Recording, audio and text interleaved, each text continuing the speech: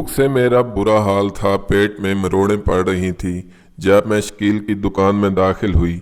ये तकरीबन रात के 7 बज रहे थे। मुझे देखते ही शकील की बाँछें खिल गईं। आ गई महारानी, तुम तो बड़े ही नाज़ो अदा से यहाँ से गई थी। कहती थी कि मेरे शौहर मुझे फूलों की सेज पर रखेगा, पर अब देखो मेरे ही पास तुम राशन मांगने के लिए आई हो। शकील ने मेरी तरफ घटिया नज़रों से देखते हुए कहा। मैंने कहा, शकील मुझे माफ़ कर दो, मैंने जो भी किया था वो एक गलती थी, पर तुम तो जानते हो ये फैसले नसीब के होते हैं। मैं शकील के आगे हाथ जोड़ने लगी। अब हाथ जोड़ने का कोई फ़ायदा नहीं है नूर, तुमने जो मेरे साथ करना था तुम कर चुकी हो। मैं तुम्हें चाहकर भी माफ़ नहीं कर सकता। अगर तुम चाहती हो कि मैं तुम्हारे लिए कुछ करूं तो तुम एक काम करो। ये कहकर उसने अपनी दुकान का काउंटर का दरवाज़ा खोल दिया और कहने लगा कि अंदर आ जाओ। मैं हैरत से उसे देखने लगी। क्यों अंदर क्यों आ जाऊं? मैं सौदा लेने आई हूं। अगर मुझे उधार दे सकते हो तो ठीक है, वरना मैं चली जाती हूँ। मेरा शौहर आने वाला होगा, तुम नहीं जानते कि वो कितना शक्की इंसान है। मैंने रोते हुए कहा, हाँ तो क्या हुआ, शक्की इंसान है तो उसे होना चाहिए। तुम जैसी खूबसूरत बीवी का शौहर शक नहीं करेगा तो क्या करेगा? शकील ने घटियापन की हद कर दी थी। बस कर दो, तुमने सारा सामान लेने आई थी। मैं एक मजबूर औरत हूँ, मुझे किसी चीज़ की कमी नहीं है, पर मेरा शौहर ना, वो मुझ पर शक करता है, इसलिए वो मुझे यहाँ तक आने नहीं देता। शकील की तरफ इल्तिजाइया निगाहों से देखते हुए कह रही थी, पर शकील रहम करने के मूड में हरगिज़ नहीं था। उसने मेरा हाथ पकड़ने की कोशिश की। मैं दुकान से निकली और 2 कदम दूर ही भागी थी कि मुझे अपने पीछे किसी की गिरफ्तार आवाज़ सुनाई दी। उसके बाद मुझे होश नहीं रहा कि क्या हो रहा है। जब मेरी आंख खुली तो कई घंटे गुजर चुके थे। मेरा जहन गंदगी में रहा था। मैं नहीं जानती थी कि जब मैं बेहोश हुई हूँ तो मेरे साथ क्या हुआ। मुझे आंखें खोलते हुए एक अजीब सा डर भी लग रहा था। मैंने देखा मेरे आसपास मिट्टी की दीवारें थी। या अल्लाह, ये मैं कहाँ आ गई हूँ? मैं सोचने लगी। ज़िंदगी के गुजरे पिछले सारे वाक़यात मेरे जहन में किसी फ़िल्म की तरह चलने लगे। मैंने शकील की दुकान से सिर्फ सौदा ही मांगा था, पर वो तो मेरे पीछे ही पड़ गया था। काश ये नौबत ना आती, काश मुझसे ये गलती ना होती। मैं खुद को ही कोसने लगी। मेरी आंखों से आंसू निकलने लगे। मैं एक खुशहाल औरत थी। जब मेरी शादी हुई, मैं उस्मान के घर आई तो वो मुझसे बहुत ज़्यादा मोहब्बत करते थे। उस्मान की मोहब्बत पाकर मैं खुद को दुनिया की सबसे ज़्यादा खुशकिस्मत तरीन औरत समझती थी। मगर मुझे क्या मालूम था कि किसी की मोहब्बत किसी की आजमाइश से कम नहीं होती। एक दिन उस्मान मुझसे पूछने लगे कि तुम्हें कोई शादी से पहले पसंद था क्या? मैंने कहा, नहीं उस्मान, ऐसा तो कुछ भी नहीं था। बोले कि झूठ ना कहो, तुम मेरी कसम खा कर कहो। मैं उस्मान से एक भी लफ्ज़ झूठ नहीं बोलती थी। मैंने उन्हें साफ साफ बता दिया कि मेरी दोस्ती थी, मगर मोहल्ले के ही एक आदमी से थी। हम बस एक दूसरे को पसंद करते थे। उसके बाद आपका रिश्ता आया तो ये पसंदीदगी भी ख़त्म हो गई। ये सुनते ही उस्मान के त्योरी पर बल पड़ गए। उनके सारे मोहब्बत पल भर को मिट्टी में मिल गए। वो मुझसे कहने लगे कि ज़रूर तुम्हारा उसके साथ कोई तल्लुक भी रहा होगा। बिला वजह तो कोई किसी से मोहब्बत नहीं करता। हर मोहब्बत की एक मंजिल होती है, कोई मोहब्बत अधूरी नहीं रहती। मैंने कहा, मेरा यकीन करें ऐसा कुछ भी नहीं है, लेकिन वो मेरी बात पर बिल्कुल यकीन नहीं करते थे। उससे अगले दिन मेरे लिए बहुत ज़्यादा सदमे का बायस था। जब मैं सो के उठी तो कमरे में अंधेरा था। मुझे बहुत परेशानी हुई कि ये क्या है। जब मैंने दरवाजे पर ज़ोर ज़ोर से दस्तक देना शुरू की तो मेरे शौहर ने मुझे बताया कि मैंने ही तुमको कमरे में बंद किया है। दरअसल मैं दफ्तर जा रहा हूँ। मैं नहीं चाहता कि अब तुम उस शख्स से मिलने के लिए अपने मोहल्ले में जाओ।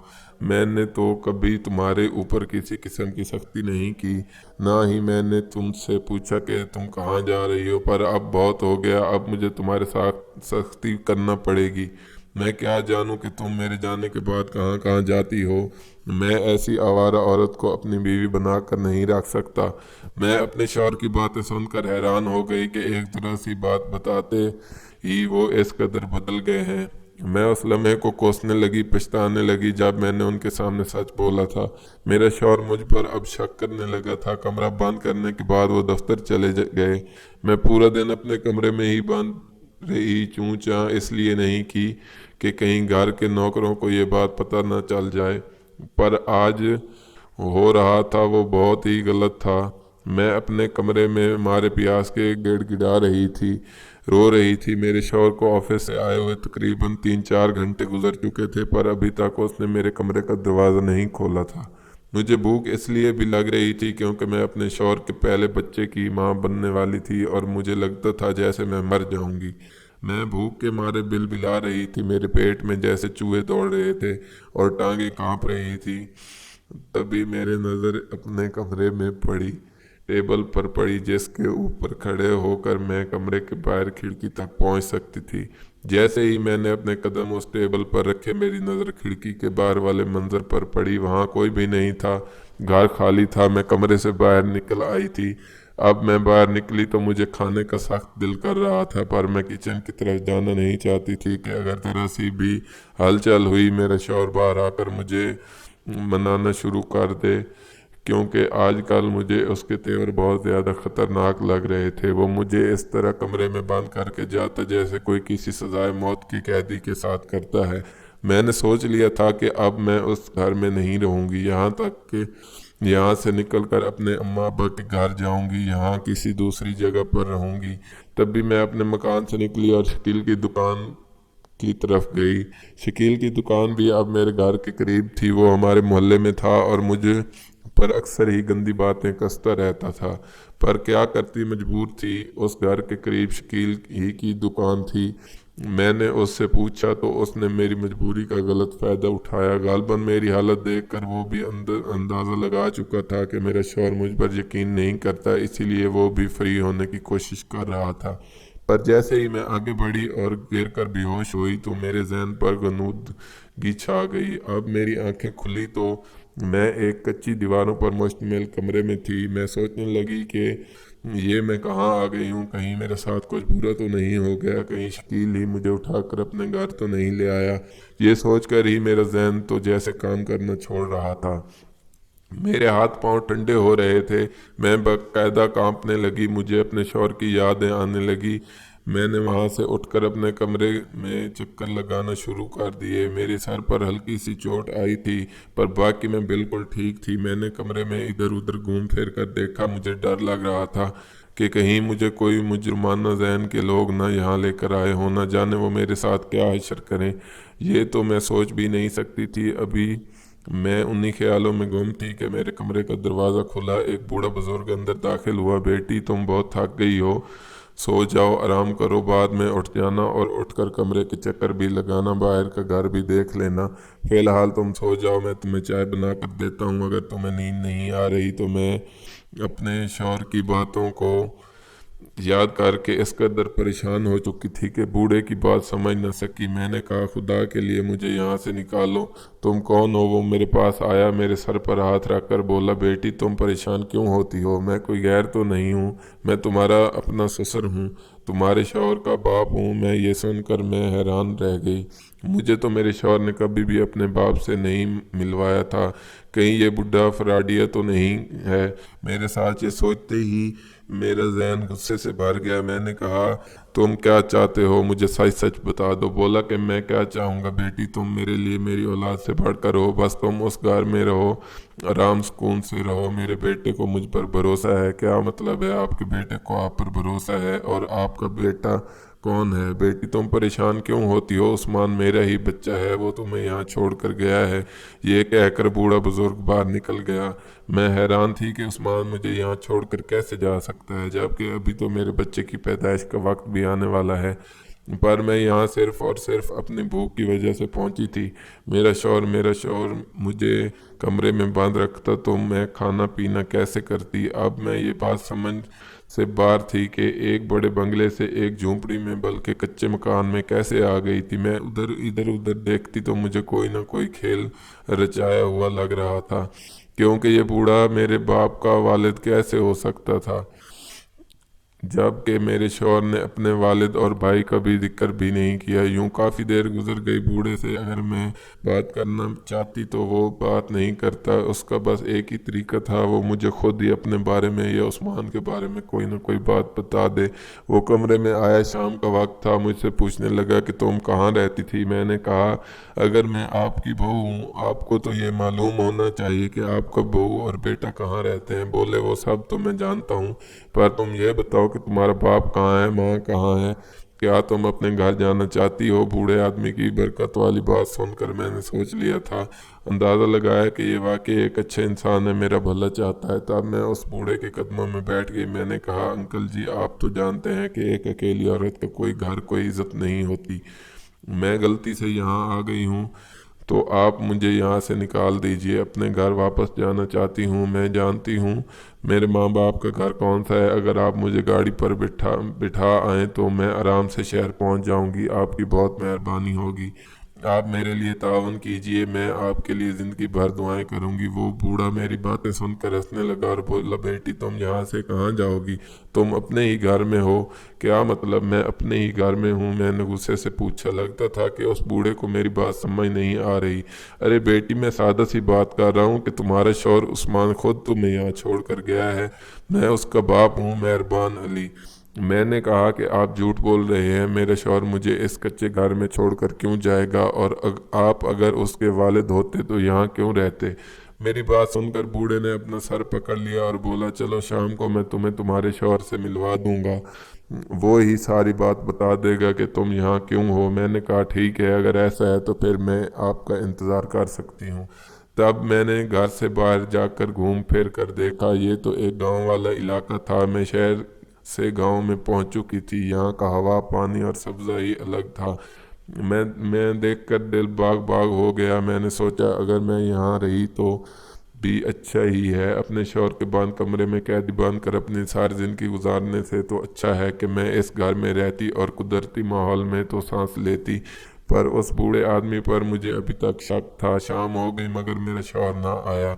अब मेरे जहन में मुख्तलिफ सवालात जन्म लेने लगे कि आखिर इस बंदे ने मुझे अपनी कमरे में क्यों रखा हुआ है, ये मुझसे क्या चाहता है और मुझे कहाँ से लाया है। क्योंकि जब मैं गिरकर बेहोश हुई थी तो मैं शकील की दुकान पर बेहोश हो गई थी। ये बूढ़ा आदमी इस गांव में रहता था। भला मेरा और उसका क्या जोड़? अभी असर की अजान हुई थी। मैंने बूढ़े आदमी से कह दिया कि आपका बेटा यानी मेरा शौहर तो नहीं आएगा। आप ऐसा करें, मुझे उस घर से थोड़ा दूर छोड़ आएं ताकि मैं अपने शौहर को खुद ढूंढ कर यहाँ ले आऊँ। वो आदमी हंसने लगा और बोला, बेटी, तुम्हारा घर अब यही है, तुमने अब यहीं रहना है। रही बात तुम्हारे शौहर की, तो वो आ ही रहा होगा, तुम इस बात की इतनी फिक्र ना करो। मैंने कहा, मुझे किसी चीज़ की फिक्र नहीं है, बस मैं ये चाहती हूँ कि आप पर बोझ ना। अब मैं उस बूढ़े से अच्छे अखलाक से बात कर रही थी। फिर जैसे ही शाम हुई, घर का दरवाज़ा खुला और मेरा शौहर उस घर में दाखिल हुआ तो ये देखकर मेरी आंखें फटी की फटी रह गईं। मेरा शौहर मुझे दूर दराज गांव में क्यों लाया था, ये बात मेरी समझ से बाहर थी। वो मुझे देखकर बड़ा खुश हुआ, कहने लगा, तुम यहाँ हो खैरियत से हो, मुझे बड़ी खुशी हो रही है। मैंने कहा, आप यहाँ कैसे आए? बोला कि बस जैसे तुम अपने शकील की दुकान पर पहुँच गई थी, ऐसे ही मैं गांव में भी आ गया हूँ। क्योंकि तुम्हें बुरा लगा क्या? मैं हैरान थी कि शकील का नाम भी मेरे शौहर को मालूम था। आपको कैसे पता कि मैं शकील की दुकान पर गई थी? जब तुम घर से निकली तो मैं तुम्हारा पीछा कर रहा था। तुम्हारी शकील की सारी बातें मैंने सुनी। मुझे तो यकीन नहीं आता कि तुम इतनी बदकार किरदार निकलोगी। मैंने तुम्हें घर में क्या बंद कर दिया? रूखी सूखी खाकर शौहर का साथ देने की बजाय तुम घर से निकल पड़ी। मैंने कहा कि अगर मेरा शौहर गरीब होता तो मैं ज़रूर रूखी सूखी खाती पीती, पर आपने तो मुझे कमरे में बंद कर दिया। आप मुझ पर शक करते हो। मेरा शौहर ने कहा कि आज से तुम यहीं रहोगी। ये मेरा गांव वाला घर है, यहाँ पर मेरे रिश्तेदार भी हैं। तुम यहाँ किसी को नहीं जानती। शहर में तो तुम हर दूसरे बंदे के साथ जान पहचान बना लेती हो। गांव के लोग भी मुखलिस हैं और बहुत तमीज़ वाले। यहाँ के लोग तुम्हें अपना जैसा बना देंगे। तुम नहीं जानती कि गांव के लोग कितने मुखलिस और गांव की औरतें कितनी ही बाकिरदार होती हैं। मैं चाहता हूँ कि जब तक ये बच्चा पैदा नहीं होता तुम यहीं रहो। اپنے شوہر کی بات سن کر میں بہت حیران ہو گئی کہ اب میں اس شخص کے ساتھ زندگی بھر نہیں رہوں گی، چاہے کچھ بھی ہو جائے اور جتنی بھی بڑی قیامت کیوں نہ آ جائے، میں آئندہ اس شخص کے ساتھ نہیں رہوں گی۔ یہی سوچ کر میں اس گاؤں سے نکلنے کا تقریباً پورا منصوبہ بنا چکی تھی، پر وہاں میرے ساتھ کچھ ایسا ہوا جس نے میری اپنی زندگی کو بدل کر رکھ دیا، اور میں اس قدر ذلیل و رسوا ہوئی کہ مجھے اپنی ذات پر ہی افسوس ہونے لگا کہ میں پیدا ہی کیوں ہوئی، اس دنیا میں آئی ہی کیوں۔ میرے شوہر کے جانے کے بعد میرے سسر نے مجھے اندر کمرے میں جانے کا کہا۔ میرے شوہر نے کہا تھا کہ وہ ہفتے بعد واپس آئے گا اور آ کر مجھے شہر میں چیک کروانے کے لیے بھی لے جائے گا، پر فی الحال مجھے یہیں رہنا ہوگا۔ میرے سسر نے کہا کہ شام تک بوا بھی آ جائے گی، تمہارے ساتھ رہے گی۔ میرا دل بہت بری طرح رو رہا تھا، میں کس مصیبت میں پھنس گئی تھی، پر اس سے بڑی مصیبت تب ملی جب 14 سال لڑکا عجیب سی ادائیں دکھاتا گھر میں داخل ہوا۔ اس کی نظر مجھ پر پڑی تو وہ حیران رہ گئے۔ یہ کون ہے ابا؟ اس نے میری طرف دیکھتے ہوئے حقارتاً مسکرانا انداز میں کہا، یہ تمہاری بھابھی ہے، اسے سلام کرو۔ کیا مطلب سلام کرو؟ اچانک سے بھابھی یہاں کیسے آ گئی؟ ابا یہ تو شہر میں رہتی تھی، کیا بھیا نے ان کو شہر میں پسند نہیں کیا؟ کوئی دوسری شادی کرنے کے چکر میں ہے؟ خدا کا خوف کرو بیٹے، ایسی باتیں نہیں کرتے، بس وہ تمہاری بھابھی سے تمہارے بھائی کی انبن چل رہی تھی تو اس لیے وہ کچھ دن اسے یہیں پر رکھے گا تاکہ معاملات سیٹ ہو جائیں، اس کے بعد یہ واپس شہر چلی جائے گی، تب تک ہم اس کا خیال رکھیں گے۔ میں حیران تھی کہ میرے شوہر کی تو اتنی نفیس طبیعت تھی، جبکہ ان کا چھوٹا بھائی اتنا زیادہ لفنگا اور عجیب سی طبیعت کا مالک لگتا تھا۔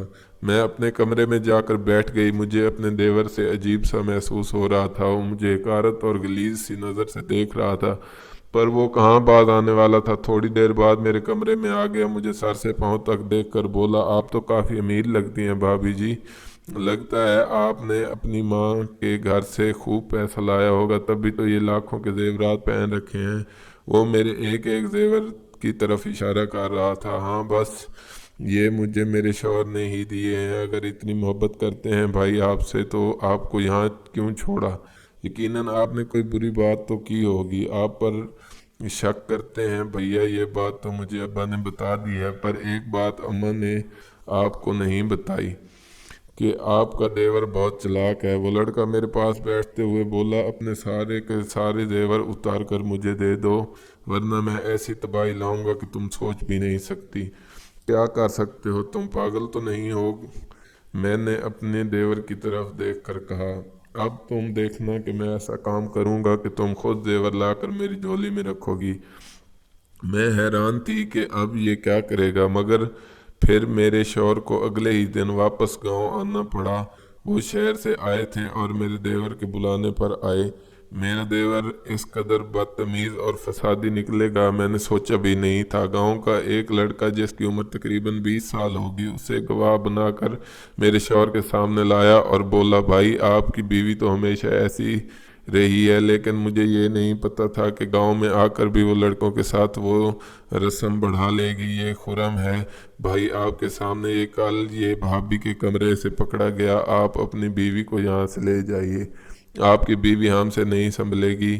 یہ کہہ کر میرے دیور نے مجھ پر اتنا بڑا الزام لگا دیا، میں تو سوچ بھی نہیں سکتی تھی۔ میں اپنے شوہر کے سامنے رونے لگی، پر وہ مجھے غصے سے وہاں سے بھی لے کر شہر آ گیا، اور شہر آ کر اس نے میرے ساتھ مزید برا سلوک شروع کر دیا۔